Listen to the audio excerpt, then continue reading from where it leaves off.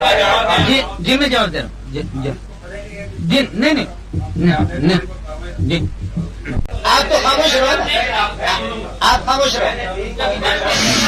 آپ سنیں، زبانی باتیں سارے. بات اصل یہ ہے کہ جب جدید مسائل آئیں گے تو وہ صرف ابو حنیفہ رحمۃ اللہ علیہ تک آئیں گے کہ آگے بھی آئیں گے. اگر آگے آئیں گے تو پھر بھی ابو حنیفہ کی قبر پر جائیں گے یا اس کا مدون لکھا ہوا کوئی کتاب ہے، کوئی کتاب نہیں سند کے ساتھ. السلام علیکم، کیسے ہو دوستو؟ امید ہے کہ آپ سب خیر و عافیت کے ساتھ ہوں گے. جی دوستو، آپ ذرا دیکھیں مولانا منظور مینگل صاحب کا آمنے سامنے جو کانٹے دار ایک تاریخی مناظرہ ہوا ہے، یہ اس مناظرے کا تیسرا حصہ ہے، تیسرا پارٹ ہے. بہت ہی کانٹے دار اور تاریخی مناظرہ ہوا ہے اہل حدیث علماء سے تقلید کے موضوع پر. یہ تیسرا حصہ ہے، آپ ذرا دیکھیں اور سنیں. جی میں جواب دے رہا ہوں. جی نہیں جی میں حضرت ڈاکٹر صاحب کا، چونکہ بحث ہماری چلی ہے تقلید کی، تو میں ڈاکٹر صاحب سے عرض کروں گا کہ شاید ہماری بات سمجھنے میں آپ کی کوشش کر لیں. وہ یہ ہے کہ اتباع اور تقلید کو ہم نے ایک ہی وہ کیا ہے. علامہ ابن تیمیہ جیسے مسلم شخصیت. جی نہیں آپ بات تو سمجھ لو. سمجھ لو بھائی، آپ کیوں کریں؟ آپ تو خاموش رہو، آپ خاموش رہو.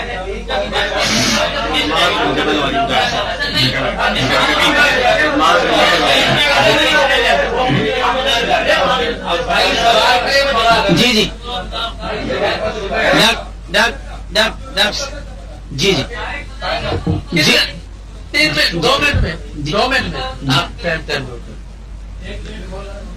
دو منٹ میں جواب دیں. یہ چیز، ہاں یہ چیز رسول پاک صلی اللہ علیہ وسلم نے خود اس کی گنجائش رکھی کہ اگر قرآن میں ساری چیزیں نہ ملے کیا کرو گے، حدیث میں نہ ملے تو کیا کرو گے. فرمایا کہ میں اجتہاد کروں گا. میں اجتہاد برائی تفسیر ابن کثیر کے حوالے سے بھی اور ترمذی شریف کے حوالے سے بھی، ابو داؤد کے بھی حوالے سے بھی، یہ اس کو ہمارے ساتھی بھی مان چکے ہیں کہ مسائل سارے قرآن و سنت میں نہیں ہے. یہ جو اجتہاد ہے یہی ابو حنیفہ بھی مجتہد گزرا ہے، امام شافعی بھی مجتہد گزرا ہے، امام مالک رحمۃ اللہ علیہ مجتہد گزرا ہے، احمد بن حنبل رحمۃ اللہ علیہ یہ بھی مجتہد گزرے ہیں. اسی سے خود پیارے پیغمبر صلی اللہ علیہ وسلم نے گنجائش نکالی اور حضرت نے بتایا کہ حضرت قرآن و سنت میں حضرت معاذ نے بتایا کہ اگر نہ ملے تو میں اجتہاد کروں گا. یہی ہے کہ مجتہدوں کو قرآن و سنت میں جو چیز منصوص علیہ نہ ہو مجتہد اس کو بتا سکتا ہے، اور یہی چیز ہے. اب وہ حضرت معاذ کی تقلید کرو تب بھی تقلید مطلق ہو گیا، کسی اور صحابی کے کہہ دو تب بھی تقلید مطلق ہو گیا. اور ابو حنیفہ صرف شارح ہے ان کے اقوال کا. ابو حنیفہ صرف شارح اور مدون یعنی جامع ہے، جمع کیا ہوا انہوں نے. جی نہیں نہیں آپ لوگ خاموش رہو، آپ ناراض کیوں ہوتے ہو؟ اچھا اب مسئلہ یہ ہے کہ صحابہ میں مجتہد، بالکل صحابہ مجتہد، حضرت ابن مسعود بھی مجتہد ہے، اور اللہ آپ کا بھلا کرے حضرت معاذ رضی اللہ تعالیٰ عنہ مجتہد. حدیث میں نے صاف بتائی ہے. اور علامہ ابن قیم رحمۃ اللہ علیہ کی ایک کتاب ہے اعلام الموقعین. اعلام الموقعین میں حضرت نے مقلدین صحابہ اور غیر مقلدین صحابہ، مجتہدین صحابہ، غیر مجتہد، اس کی فہرست ہے. علامہ ابن تیمیہ کی جو ان کے استاد ہے ان کی عبارت ہے کہ تقلید رسول، جیسے کہ صحابہ رسول پاک علیہ الصلوۃ والسلام کے تقلید کرتے تھے. یہ لفظ اور شاہ ولی اللہ رحمۃ اللہ علیہ فرماتے وعلم ان الصحابۃ لا یقلدون الا صاحب الشرع. یہ حضرت کی ہے. اس پر میں نے کسی بھی اپنی عبارت پر، ڈاکٹر صاحب آپ اس کو فوٹو اسٹیٹ قرار نہ دیں، کسی بھی عبارت پر یہی ہوا تھا کہ یہ ایک نشست ہوگی اس لیے ہم آئے. کسی بھی عبارت پر میں انشاءاللہ لکھ کر کے دیتا ہوں، میں ہوش میں ہوں. ایک بھی عبارت، یہ مجموعۃ الفتاوی ہے، ہمارے پاس مکتبۃ الابیکان ہے 20 جلدوں میں، میرے پاس 38 جلدوں میں چھوٹی چھوٹی ملکی ایڈیشن کے تو میرے پاس ہیں. یہ اس کی مکتبۃ الابیکان کی ہے. فرماتے کہ تقلید رسول، جیسے کہ صحابہ نبی پاک صلی اللہ علیہ وسلم کے تقلید کرتے تھے. لفظ تقلید برباد نہیں ہے، بدنام لفظ نہیں ہے. اسی طریقے میں بات عرض کر رہا ہوں آپ سے کہ میں نے آپ سے عرض کیا کہ علامہ ابن قیم رحمۃ اللہ علیہ نے باقاعدہ مجتہدین صحابہ اور غیر مجتہدین صحابہ ان کی باقاعدہ انہوں نے فہرست اپنی کتاب کے اندر یقیناً تقلید مذموم کی ناپسندیدہ تقلید کی مذمت کی ہے، کتاب بھی اسی پر ہے، لیکن یہ کہ تقلید محمود اور پسندیدہ حضرت رحمت اللہ علیہ نے اس پر وہ کیا، یہ ان کے استاد ہے۔ شاہ ولی اللہ کی عبارت میں نے آپ سے عرض کی، وَعْلَمْ أَنَّ الصَّحَابَةَ لَا يُقَلِّدُونَ إِلَّا صاحب الشرع، صحابہ تقلید نہیں کرتے تھے مگر محمد رسول اللہ صلی اللہ علیہ وسلم کی تقلید کرتے تھے، یہی تقلید ہے جی۔ نکالتے تھے۔ اور اب یہ تو ہم کہتے ہیں، ایک منٹ، یہ ہم کہتے ہیں کہ جو بات آ کر سارے کے سارے ابو حنیفہ رحمۃ اللہ علیہ کے اوپر انہوں نے جمع کر دیا ہے کہ اس کی تقلید کرو، خود کہتے ہیں کہ نبی صلی اللہ علیہ وسلم نے فرمایا تھا کہ جدید مسائل آئیں گے، حالانکہ نبی صلی اللہ علیہ وسلم کا یہ فرمان کہیں انہوں نے پڑھ کے نہیں سنا ہے، کہیں بھی نہیں ہے، لیکن سنیں، آپ سنیں، زبانی باتیں سارے، بات اصل یہ ہے کہ جب جدید مسائل آئیں گے تو وہ صرف ابو حنیفہ رحمۃ اللہ علیہ تک آئیں گے کہ آگے بھی آئیں گے؟ اگر آگے آئیں گے تو پھر بھی ابو حنیفہ کی قبر پر جائیں گے یا اس کا مدون لکھا ہوا کوئی کتاب ہے؟ کوئی کتاب نہیں سند کے ساتھ۔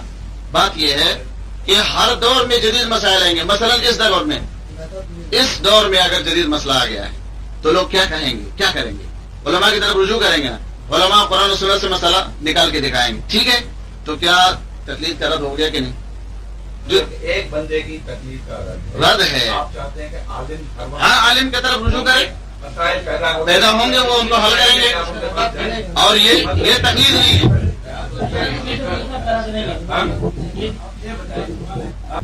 ایسا نہیں ہے کہ اپنی رائے نہیں بنائی ہے، ہمارے ہاں عبارت ہے اور حضرت کو بھی اس کا علم ہوگا، یہاں دوسرے حضرات، علم ان اصول الشرع ثلاثۃ، الکتاب والسنت والاجماع، تین تو اصول کاملہ ہے، اور چوتھے جو قیاس ہے، القیاس المستنبط من هذه الاصول الثلاثه، اس کی بنیاد میری قیاس نہیں ہوگی، ابو حنیفہ کا اصول ہے، امام احمد بن حنبل کا بھی اصول ہے کہ حدیث ضعیف بھی آ جائے ہماری قیاس سے، خالص قیاس سے وہ بہتر ہے، خالص قیاس سے۔ وہ کہتے ہیں کہ قیاس وہ المستنبط من هذه الاصول، نور الانوار لے کر آؤ، منار لے کر کے آ جاؤ، اور یہ کہ دیگر کتابیں، القیاس المستنبط من هذه الاصول الثلاثه، وہ قیاس جو اس قرآن اور سنت اور اجماع ہی سے استنباط ہوگا اور اجتہاد ہوگا، اور بہت سے ایسے مسائل، یہ ایسا نہیں ہے کہ مخالفت تو آپ جب بھی بتائیں، دیکھیے ڈاکٹر صاحب میں نے ٹوپی پہنی ہے اور اب یہ کہیں کہ جی منظور نے ٹوپی پہنی ہے آپ نہیں پہن رہے، یہ مخالفت ہے، لیکن اگر منظور کی ٹوپی کا ذکر ہی نہیں ہے کہ پتہ نہیں اس نے پہنی ہے یا نہیں پہنی، اب اگر آپ پہن بھی رہے تب بھی اس کو مخالفت نہیں کہیں گے، نہیں پہن رہے تب بھی مخالفت نہیں، میں نے پہنی ہے اس کی صراحت ہے، اب آپ نہیں پہن رہے تو یہ مخالفت ہے، لیکن اس کا ذکر ہی نہیں ہے۔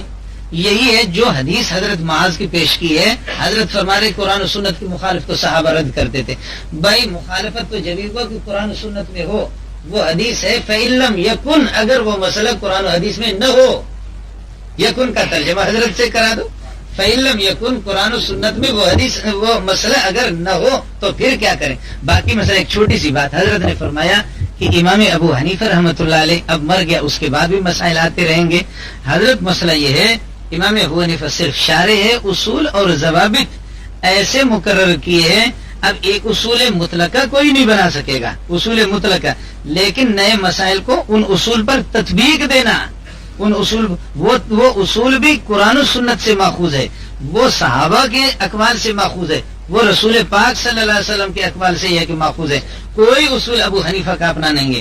اب نیا مسئلہ آئے گا، اصولوں کے ساتھ اس کی تطبیق دی جائے گی، چاہے ابو حنیفہ مر بھی گیا کچھ بھی ہو گیا، اس لیے یہی تطبیق المسائل الحوادث، نئے آنے والے مسائل کو تطبیق بالاصول، اصول کے ساتھ تطبیق دی جائے گی، یہ سلسلہ نہیں۔ ڈاکٹر صاحب کو حق ہے، ڈاکٹر صاحب آپ بالکل صحیح سوال کر رہے ہیں، ڈاکٹر صاحب بالکل صحیح سوال کر رہے ہیں۔ اصل مسئلہ یہ ہے جہاں تک حضرت فرما رہے ہیں کہ 4 مذاہب انہوں نے بنایا، اب حضرت اللہ آپ کو جزا خیر دے، ہمارے پاس یہ تو چونکہ اب تو وقت نہیں، بات آپ لوگوں نے ختم کر دی، مسئلہ یہ ہے کہ حضرت وہ 4 جو انہوں نے غلو کیا، اس غلو کی ہم بھی اس کی مذمت کرتے، جہاں تک مسئلہ عقائد کا الحمدللہ ایمانیات ان میں کوئی اختلاف نہیں ہے، اختلاف فرعیات میں حضرت، اور فرعیات میں بھی اختلاف، مثلا آپ کی اطلاع کے لیے میں عرض کروں، آمین بالجہر اگر آپ زور سے کریں اس کی اجازت ہے، 2 چیزیں، ایک آہستہ آمین کہنا، بلکہ 3، اور ایک یہ کہ آمین بالجہر کہنا، تیسرا آمین کا اعلان کرنا،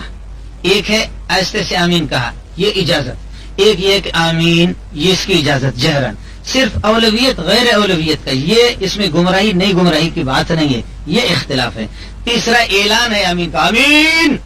اس اعلان کو ساری لڑائی جو ہے نا اسی اعلان، جہاں تک 4 جماعتیں ہوتی تھی ہم بھی اس کو ٹھیک نہیں سمجھتے، اور اس میں کردار ہم ہی نے ادا کیا، اس میں کردار ہم ہی نے ادا کیا، اور اب بھی الحمدللہ وہاں حنابلہ کی حکومت ہے، اب بھی حنابلہ کی حکومت ہے، حنبلی ہے جو اپنے آپ کو سلفی کہتے ہیں، اور سلف کا زمانہ شاید حضرت اللہ اکبر بھائی ڈاکٹر صاحب بھی موجود ہے، آپ بات نہ کریں، اب میں کتاب آپ خاموش، ڈاکٹر ہی کے اس پر ہے 40 جلدوں میں مجلۃ البحوث الاسلامیہ موجود ہے، اور وہاں کے علماء بھی موجود ہے، وہ دفن نہیں الحمدللہ، ان سے جا کر پوچھتے ہیں کہ احمد بن حنبل رحمۃ اللہ علیہ کے مذہب پر ہے۔ اب حضرت کا مسئلہ ہے کہ آپ نے احمد بن حنبل کو کیوں چھوڑا، آپ نے یہ ہے کہ شافعی کو کیوں چھوڑا، مالک کو کیوں چھوڑا، ابو حنیفہ کا ٹھیک کر لیا ابو حنیفہ نے۔ یہ بینی اس طرح ہے کہ ایک راوی مروان کے بارے میں اختلاف ہوتا ہے، امام ذہبی کہتا ہے کہ ایسا ہے، حاتم کہتا ہے کہ ٹھیک ہے، محمد بن اسحاق کے بارے میں امام مالک رحمۃ اللہ علیہ فرماتے دجال من الدجال، دجال ہے، دوسرا کہتے ہیں علامہ ابن الحمام رحمۃ اللہ علیہ فرماتے کہ نہیں، مجھے میں نے اس کو دیکھا یہ اچھا ہو گیا تھا، آخر میں بزرگ ہو گیا۔ اب اس کا فیصلہ ہم کس سے کریں گے؟ اس چیز میں جیسے ذہبی سے آپ فیصلہ کرتے، ذہبی نے ٹھیک لیا، جیسے ذہبی سے آپ فیصلہ کرتے ہیں حافظ ابن حجر سے، یا کسی حدیث صحیح کے سلسلے میں بخاری پر جیسے آپ اعتماد کرتے ہیں، اس نے ٹھیک نہیں لیا امام بخاری نے، اسی طرح معانی حدیث کے سلسلے میں، مسائل شریعہ کے سلسلے میں، مسائل فقہیہ اجتہادیہ کے سلسلے میں امام ابو حنیفہ کے اس مہارت پر اور اس کی زیادہ صلاحیت پر اور اس کی تقوی اور طہارت پر ہمیں یہ ہے کہ یہ اعتماد ہے۔ یہ خیال کرنا صحابہ نہیں، صحابہ کی جوتیوں پر ابو حنیفہ کو قربان کریں۔ جی ہاں الحمدللہ، جی ہاں اپنی کتاب ہے، اس کا سیرت نعمان موجود ہے، خود دیوبندی عالم نے لکھا ہے کہ اس کے زمین پر کوئی کتاب نہیں ہے، فقہ اکبر اس کی کتاب نہیں ہے، اس لیے کہ بے سند کتاب ہے، وہ اس کے ساتھ اس کا سند لگا ہوا نہیں ہے، اور نام لکھنے سے اگر ہوتے تو میں اس کے اوپر اپنا نام لکھ لوں گا، یہ سب جو ہے نا وہ نام لکھنے پر جب وہ بات کرتے ہیں تو ہم خاموشی کر سکتے ہیں، مصیبت یہ کوئی طریقہ تو نہیں ہے محفل میں۔ نہیں، ہم نہیں، کوئی معافی کی ضرورت نہیں، اللہ کے ولی خیر ہے، کوئی مسئلہ ختم کر دیکھیں الحمدللہ میں نہ بندی میں بات کرتا ہوں، نہ میں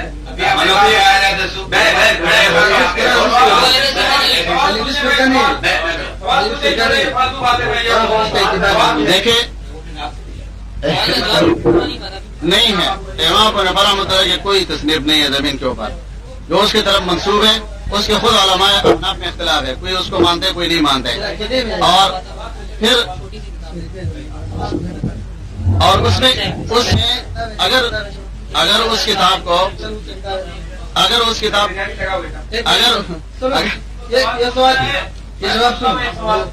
کتاب کو مان بھی جائے نا تو مسئلہ حل ہو جائے گا، کیوں کہ اگر وہ کتاب مانے تو وہ عقیدے پر لکھا ہوا ہے، عقائد پر، اور انہوں نے خود لکھا، یہ میرے پاس کتاب موجود ہے، یوسف لجانی صاحب کی کتاب ہے اختلاف مسرات المستقیم، یہ عقائد علماء دیوبند، جو کئی علماء کی تصدیقات اس پر موجود ہے، وہ کہتے ہیں ہم عقائد میں اشعری و ماتریدی ہے، امام ابو حنیفہ رحمۃ اللہ علیہ کے معتقد نہیں ہے، عقیدے میں اشعری اور ماتریدی ہے۔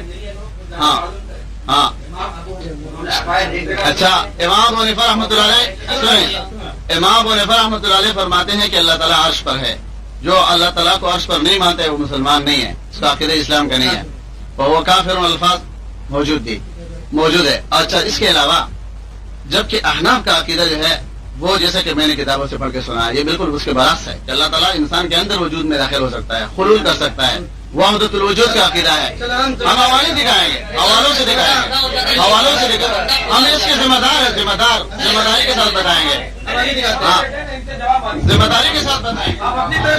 ڈاکٹر صاحب اب میں حضرت سے صرف ایک آدھی منٹ میں، میرے پیارے مولانا نصیب شاہ، امام ابو حنیفہ رحمۃ اللہ علیہ کے عقیدہ کی اس کتاب میں کوئی غلطی ہے؟ آپ کو کوئی اعتراض نہیں ہے؟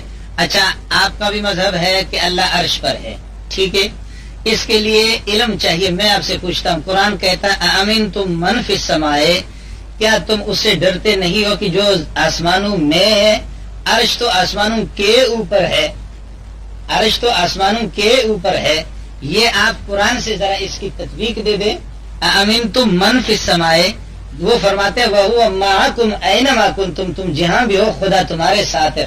اور ہوا کی کلام عربی اگر آپ جانتے ہیں، یہی ہے میں نے عرض کیا کہ اردو کا سہارا تو آپ لیں گے لیکن آپ نے پڑھا نہیں ہے. کلام عربی اگر آپ جانتے ہوا وہ آپ کے ساتھ ہے. اینما کنتم اس کا ترجمہ کرو وَهُوَ مَعَكُمْ أَيْنَمَا كُنْتُمْ. اچھا اب میں آپ سے عرض کر رہا ہوں کہ میرا اور آپ کا اس کی میں تطبیق، پہلے آپ تطبیق دے دیں، نہیں دے سکتے تو اس کے بعد میں تطبیق دے دوں گا. علامہ ابن تیمیہ رحمۃ اللہ علیہ سے آپ کی کتاب میں بھی لکھا ہے کہ اللہ عرش پر ہے، اللہ اس پر آسمان پر آتا ہے، سمائے دنیا پر رات کو آتا ہے کہ میرا بندہ تو مجھ سے مانگ میں قبول کروں، کیا تجھے مانگنا ہے؟ تو ابن تیمیہ رحمۃ اللہ علیہ سے پوچھا کہ کتاب میرے پاس ہے، آپ کو دکھاتا ہوں. ابن تیمیہ حضرت اللہ عرش پر ہے، اللہ جب آسمان دنیا پہ تشریف لاتے ہیں تو کیا عرش خالی رہتا ہے؟ نہیں، فرمایا کہ ہاں خالی رہتا ہے. یہ آپ کا مسلک ہے، ایسی روایت آپ حنفیہ سے دکھائیں.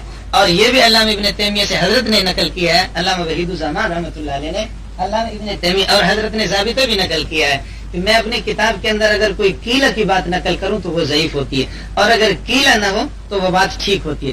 فرمایا کہ وہ حکیہ ان شیخنا ابن تیمیہ رحمہ اللہ تعالی، ہمارے شیخ ابن تیمیہ سے یہ بات مروی ہے. ابن تیمیہ اس سے کہا گیا کہ کیف ینزل ربنا، کہ ہمارے پروردگار اس طریقہ پر آسمان سے آتے ہیں. فرمایا کہ حضرت نے فرمایا انہ ینزل کما انا انزل من المنبر، منبر پر بیٹھے ہوئے تھے میں جس طرح اس منبر سے. یہ دیکھیں جی اچھا اب جی ہاں حضرت یہ الحمدللہ حضرت مولانا صدیق رضا میرے پیارے جی نہیں میرے پیارے نہیں حضرت جی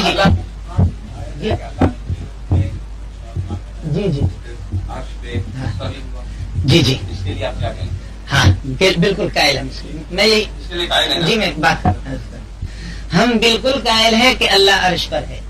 جی دونوں باتوں میں فرض میرے اور آپ کے نظریے میں فرق وہ یہ ہے کہ آپ کا مسلک یہ ہے، آپ کا مسلک جی آپ خاموش ہیں نا، آپ میں بتا رہا مولوی بڑے ہوئے ہیں نہیں آپ صدیق رضا، آپ مولوی صدیق رضا آپ ناراض کیوں ہیں؟ بات تو سنیں. نہیں اس کو میں سمجھ، آپ بات تو یار بات بڑا ہوا آدمی نہیں ہے یار آپ بات تو سن لو. مولوی صدیق رضا نہیں، صدیق رضا ناراض نہیں. آخر مجھے غریب کو بولنے دو گے نہیں دو گے؟ آخر مجھے غریب کو بولنے دو گے یا نہیں دو گے؟ آپ ہی بول دی بولیں گے. حضرت تھوڑا سا فرق ہے، میں نے عرض کیا ان باتوں کی سمجھنے میں. وہ یہ ہے ہم بھی کہتے ہیں کہ اللہ عرش پر ہے، یہ بھی کہتے ہیں اللہ عرش پر ہے. دونوں میں فرق ہے کہ علامہ ابن تیمیہ علامہ ابن قیم رحمۃ اللہ علیہ وہ فرماتے ہیں کہ جالسٌ علی العرش، اللہ مستقر علی العرش. الرحمن قرآن میں آیا الرحمن علی العرش استوى، اللہ عرش پر مستوی ہے. اب یہ ہے کہ الرحمن علی العرش، تو یہ عرش پر کس طرح ہے؟ تو جالسٌ علی العرش. میں نے عرض کیا کہ آپ قرآن میں تطبیق دے دیں کہ اللہ عرش پر ہے، ٹھیک ہے. یہی اور حضرت چونکہ علم بھی یعنی علم پڑا ہوا ہے. الرحمن علی العرش استوى جملہ اسمیہ ہے.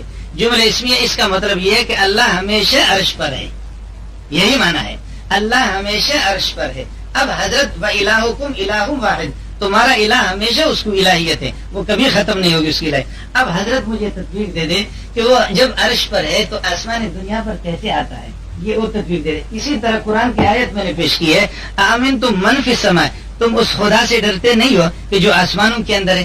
فی السماء اس کا ترجمہ کرے حضرت، من فی السماء جو آسمانوں میں، عرش تو آسمانوں کے اوپر ہے. حضرت اس طریقہ پر ہے 7 آسمان ہیں، سائنسدان آپ کے 9 بھی کہتے ہیں، اس سے زیادہ کہتے ہیں. ان سب کے اوپر کرسی ہے اللہ کی. وسع کرسیہ السماوات والارض، اس کی کرسی اتنی بڑی ہے کہ آسمان تمام آسمانوں پر حاوی ہے. اور یہ کہ عرش اس کرسی سے بھی بڑی ہے. پاک پروردگار اس عرش کے بھی اوپر ہے حق تعالی شانہ. اب مسئلہ یہ ہے کہ یہ تطبیق حضرت دے دے، اپنے علم کا ذرا مظاہرہ کرے کہ اللہ عرش سے اوپر ہے اور ادھر کہہ رہا ہے عرش کے نیچے آسمان ہے. من فی السماء، اس خدا سے نہیں ڈرتے ہو جو آسمانوں میں ہے، جو آسمانوں میں ہے، یہ آسمانوں کے اندر ہے یہ اور وہ چیز. اچھا اسی میں ایک چیز اور اسی طریقے پر یہ ہے کہ وہ آسمانی دنیا پر آتا ہے، اس کا جواب تطبیق حدیث قرآن سے دے۔ اللہ سبحانہ و تعالیٰ نے، آپ سنیں، اللہ سبحانہ و تعالیٰ نے اپنے ذات کے بارے میں قرآن کریم کے 7 مقامات پر صراحت کی ہے کہ الرحمن علی العرش استویٰ، رحمان عرش پر مستوی ہے، اور اس پر یعنی عقل سلیم، انسان کا جو فہم ہے، انسان کا جو شعور ہے، وہ اس کو تسلیم کرتے ہیں۔ جس پر ظلم ہو جائے وہ کس طرف توجہ کرتے ہیں؟ آسمان کی طرف، اس لیے کہ ان کا یہ عقیدہ ہے کہ میرا رب اوپر ہے۔ اور یہ جس طرح محترم خود مانتے ہیں کہ اس رب العالمین کی کرسی جو ہے وہ آسمانوں سے وسیع ہے، اور جبکہ یہ صحیح حدیث سے ثابت ہے کہ یہ جو کرسی ہے موضع القدمین، یہ اللہ تعالیٰ کے 2 قدموں کی جگہ ہے، ٹھیک ہے؟ تو جب اللہ تعالیٰ کا عرش اتنا وسیع ہے، کرسی اتنے وسیع ہے، اس رب العالمین کا ذات کتنا وسیع ہوگا جس کو یہ ہر چیز کے اندر شامل کرنا چاہتے ہیں۔ یہ رد ہے ان کے عقیدے پر، ایک بات۔ دوسری بات آپ سنیں جواب دیتا ہوں آیات کا۔ نبی صلی اللہ علیہ وسلم کا فرمان ہے کہ اگر تم سنیں بھائی، فرمایا نبی صلی اللہ علیہ وسلم نے، اگر تم ان پر رحم کرو گے، من فی الارض، جو زمین میں ہے، تو تم پر رحم کرے گا کون؟ وہ جو آسمانوں پر ہے۔ اب اس میں دیکھیں، رحم ہم کس پر کریں گے؟ زمین میں ہے، زمین کے اندر ہے یا زمین پر ہے؟ جن پر ہم رحم کریں گے وہ زمین کے اندر ہے یا زمین کے اوپر ہے؟ حدیث نے اس کی وضاحت کر دی کہ یہاں من فی الارض سے مراد یہ ہے کہ زمین کے اوپر ہے، اس پر تم رحم کرو گے تو وہ ذات تم پر رحم کرے گا جو آسمانوں کے اوپر ہے۔ یہ تو حدیث سے ثابت ہے اس کی تدبیر۔ دوسری بات، آپ نے جو کچھ کہا یہ آپ کے علماء کے عقائد نہیں ہے، آج ہمارے مجلس میں آپ عقیدہ بدل چکے ہیں۔ یہ میرے پاس کتاب ہے عقائد علماء دیوبند، اور اس پر 45 علماء کی تصدیقات موجود ہیں۔ یہ دیکھو، یہ لکھتے ہیں صفحہ 230 پر، کہتے ہیں حق یہ ہے، کہتے ہیں البتہ جوہد و امکان، جوہد و مکان اللہ تعالیٰ کے لیے ثابت کرنا ہم ایک منٹ جہد سنیں، آپ سنیں تو صحیح اللہ کے بندے، جہد آپ سنیں۔ اب یہ جب ان کا پر ضرب لگے گی نا، ضرب لگے گی، ان کو پتہ ہے ضرب لگے گی، ہاں جی، کہتے ہیں سنو،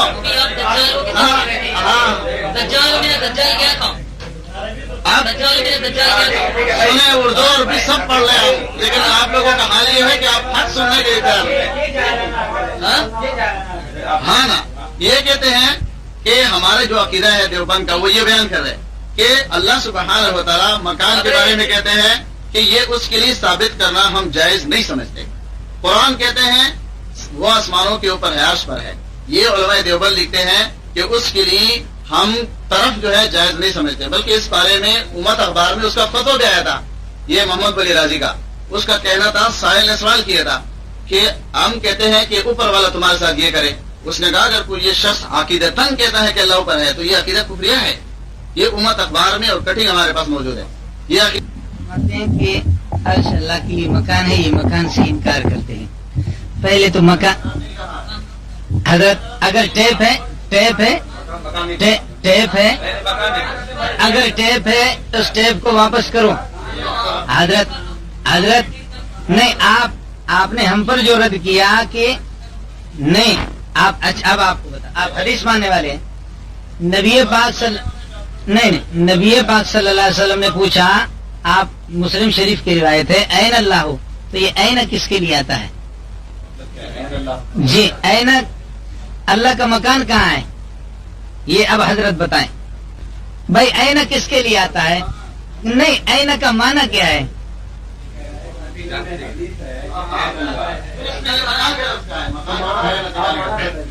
آپ ترجمہ کریں این اللہ ہو۔ نہیں بھائی، این ہے، این دیکھو نا، فَأَيْنَ تَذْهَبُونَ، دیکھو مترجم نہیں، مترجم، ہاں، کس کا؟ نہیں، آپ نے عربی پڑھا ہے؟